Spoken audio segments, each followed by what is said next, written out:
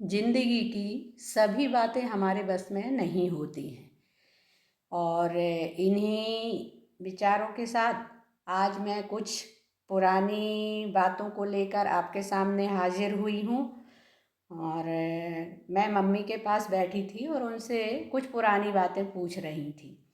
पूछते बातें बताते बताते उन्होंने अचानक से रेशम और सारंगी दो नाम लिए। जैसे ही उन्होंने ये नाम लिए मैं एकदम चैतन्य हो गई और जागरूक हो गई इन दोनों नामों को जानने के लिए, क्योंकि ये दोनों नाम मुझे बहुत प्रभावित कर रहे थे।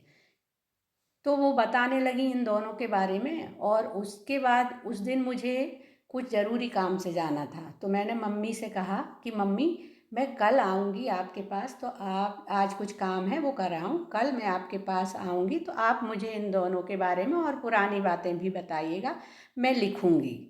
तो जब मैं दूसरे दिन गई तो उन्होंने रेशम के बारे में तो बताया लेकिन सारंगी के बारे में वो नहीं बता पाई। या तो उनके दिमाग से ही सारंगी के बारे में जो बताना था वो निकल गया या कुछ दवाइयों के असर से वो भूल गए। तो हम रेशम का अर्थ समझते हैं कि मुलायम चमकदार रेशों से बना हुआ कपड़ा या कोई धागा। और सारंगी तो शास्त्रीय संगीत का सर्वश्रेष्ठ सुरीला वाद्य यंत्र माना जाता है। लेकिन इन दोनों ये जो हैं ये ना तो रेशम धागे का प्रतीक है और ना सारंगी यहाँ पर संगीत का प्रतीक है।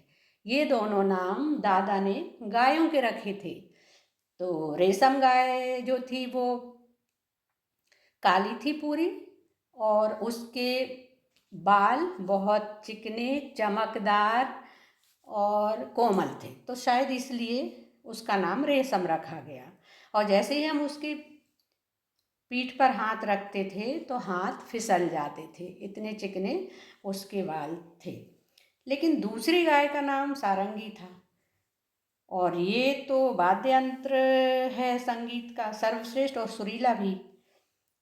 अब सारंगी का रहस्य मैंने फिर दूसरे दिन बहुत बार पूछा मम्मी से, लेकिन उन्होंने सारंगी के बारे में नहीं बताया या नहीं बता पाई कि गाय का नाम सारंगी क्यों रखा गया, उसकी क्या विशेषताएं थी ये बताने वाला, या क्यों रखा गया उसकी विशेषताएं क्या थी, उसका रंग क्या था ये बताने वाला अब कोई नहीं है।